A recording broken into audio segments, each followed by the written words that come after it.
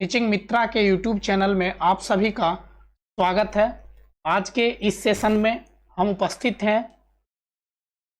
DElEd का जो entrance exam होने वाला है उसके साइंस सेक्शन से 20 मार्क्स के क्वेश्चन पूछे जाएंगे इस बार।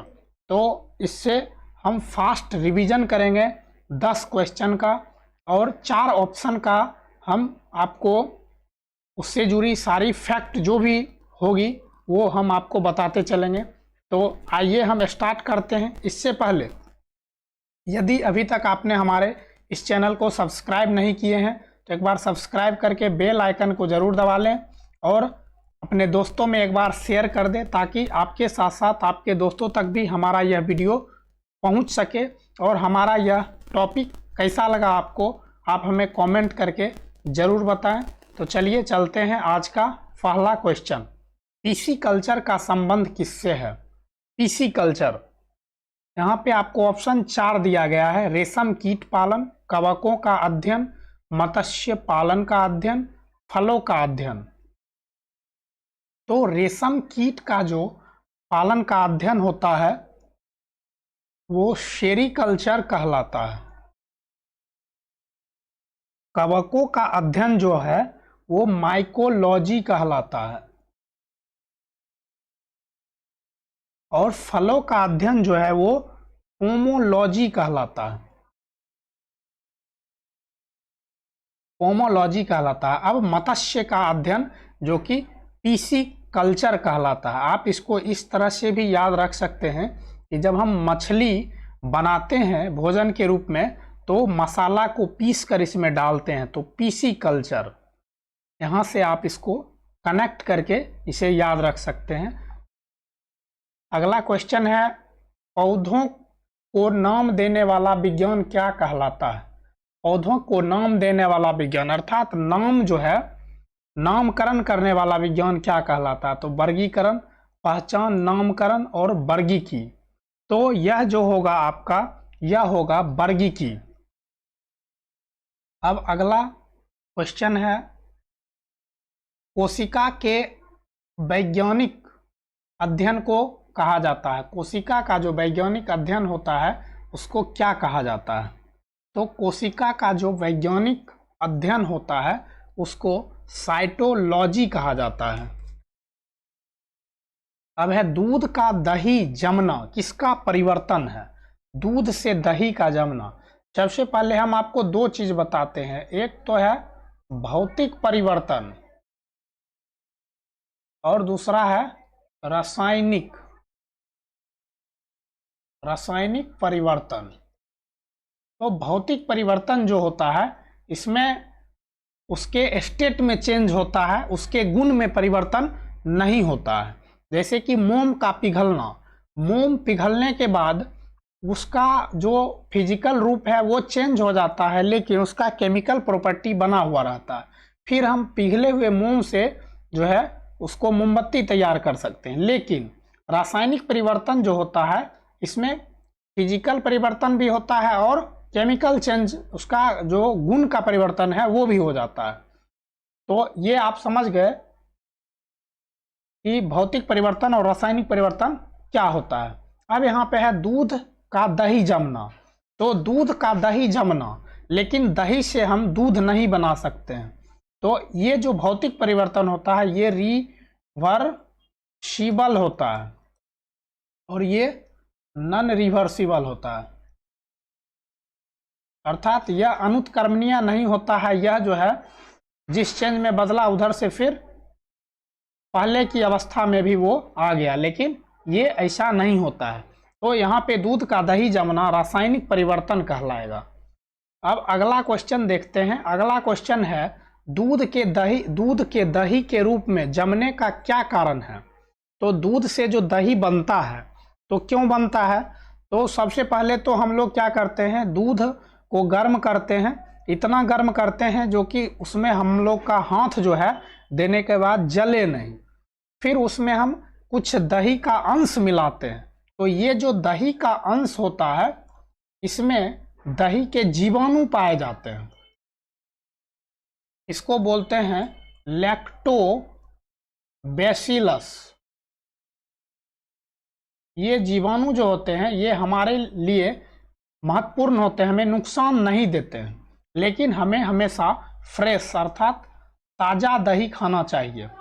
ज़्यादा दिन का पुराना दही नहीं खाना चाहिए क्योंकि उसमें जो जीवाणु होते हैं वो ज़्यादा मात्रा में हो जाते हैं। तो यहाँ पे आपका ऑप्शन होगा लैक्टोबैसिलस। अब है द्विनाम पद्धति के प्रतिपादक।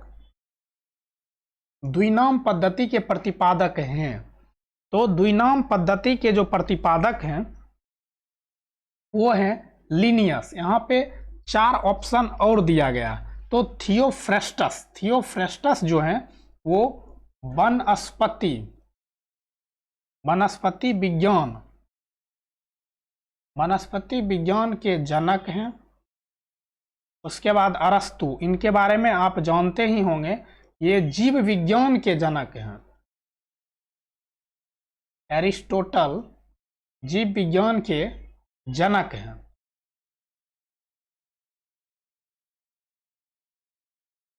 के बाद मेंडल जो है ये मटर के पौधे पर प्रयोग किए थे। तो यहाँ पे जो आपका आंसर होगा वो ऑप्शन नंबर ए हो जाएगा।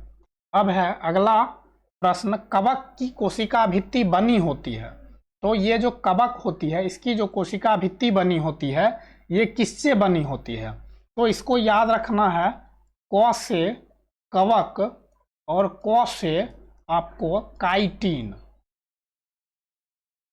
इस क अक्षर को आपको याद रखना है। कवक की जो कोशिका भित्ति होती है वो काइटिन की बनी होती है। यहाँ पे ऑप्शन नंबर आपका सी यहाँ पे आंसर होगा। अब अगला क्वेश्चन देखते हैं, मनुष्य में कुल कितनी अस्थाई दांत होते हैं? तो अस्थाई दांत और अस्थाई दांत, 2 प्रकार के मनुष्य में दांत होते हैं। अस्थाई दांत एक होता है अस्थाई दांत, इसको बोलते हैं दूध के दांत। ये 20 दांत होते हैं जो कि कुछ दिनों के बाद झड़ जाते हैं, पुनः 20 दांत फिर आते हैं। अस्थाई दांत 12 होते हैं और मनुष्य के पूरे जीवन काल में टोटल 52 दांत जो है वो आते हैं। तो दांत हमारे लिए काफ़ी महत्वपूर्ण है क्योंकि अब जो हम लोग के पास दांत है वो एक बार गिर जाने के बाद फिर आपको या तो आर्टिफिशियल दांत लगाना पड़ेगा और नहीं तो दूसरा जो है कोई उपाय नहीं है यदि दांत टूट जाता है। तो यहाँ पर जो आपका आंसर होगा कि मनुष्य में कुल कितनी अस्थाई दांत होते हैं, तो अस्थाई दांत 12, ऑप्शन नंबर बी आपका आंसर होगा। अब है पृथ्वी पर सबसे पुराना जीव कौन सा है? तो सबसे पुराना जीव जो है वो है नीलहरित शैवाल। सबसे पुराना जीव इसी को माना जाता है। अब अगला है प्रोस्टेट ग्रंथि किसके नीचे मौजूद रहता है? तो प्रोस्टेट ग्रंथि जो होता है उसका काम क्या होता है पहले ये आप लोग जानिए। तो प्रोस्टेट ग्रंथि जो है ये पुरुष में पाया जाता है। इसका काम होता है कि एक बार में किसी एक चीज को बाहर निकालना। जैसे कि यदि मनुष्य के जो यूरिनल होता है अर्थात रंध्र जिसको बोलते हैं, तो उस नली के द्वारा एक समय में यदि उसको मूत्र निकालना है तो उस समय वो स्पर्म निकालने की जो द्वार होते हैं उसको वो बंद कर देता है, और यदि स्पर्म निकालना है तो फिर उस समय मूत्र के द्वार को बंद कर देता है। तो यह जो होता है प्रोस्टेट का यही काम होता है, और ये प्रोस्टेट जो होते हैं वो मूत्राशय के नीचे मौजूद रहते हैं। ऑप्शन नंबर ए यहाँ पे आपका आंसर होगा। तो हमने आपको फटाफट 10 क्वेश्चन का जो है वो रिवीजन करवाया और उससे जुड़े जितने भी फैक्ट थे वो आपसे डिस्कस किया। ये आपके एग्जाम के पॉइंट ऑफ व्यू से काफ़ी इम्पोर्टेंट होंगे। आप इसे अच्छी तरह से देख लीजिएगा और अभी तक आपने हमारे चैनल को सब्सक्राइब नहीं किए हैं तो एक बार सब्सक्राइब करके इस बेल आइकन को दबा लें और नोटिफिकेशन को ऑल कर लें, जिससे आपको हमारी अगली सभी वीडियो की नोटिफिकेशन मिलती रहेगी। और अपने दोस्तों में शेयर करें। और यह सेशन आपको कैसा लगा एक लाइक और एक कमेंट करके आप हमें ज़रूर बताएं। जल्द ही मिलते हैं हम डीएलएड के अगले वीडियो को लेकर। और जो भी डीएलएड और बीएड इंट्रेंस दोनों भरे हैं तो ये आपको बीएड इंट्रेंस में भी ये सारा क्वेश्चन काफ़ी इम्पोर्टेंट रहेगा, बीएड इंट्रेंस एग्ज़ाम में भी। तो मिलते हैं जल्द ही अगले वीडियो में, तब तक के लिए बाय बाय, टेक केयर, जय हिंद।